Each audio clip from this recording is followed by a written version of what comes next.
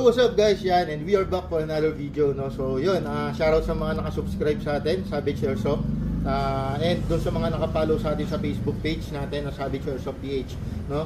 And we are here para i-demo itong nabuo natin na HK/Geisel/Strike Industries/ Magpul, no? So pinagsama-sama siya ng mga big time na parts, no? So yun, test fire natin, check natin kung okay siya.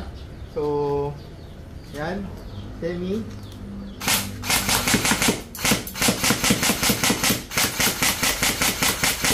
no? So full auto natin.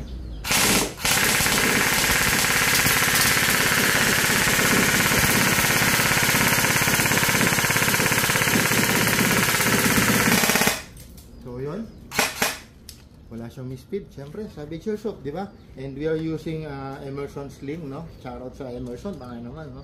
So yun, sobrang consistent, sobrang ano. So I'm running this unit at 420 FPS and I'm using .30 Lancer Tactical BBs, no? So yun, guys, maulan, stay safe, stay dry, God bless.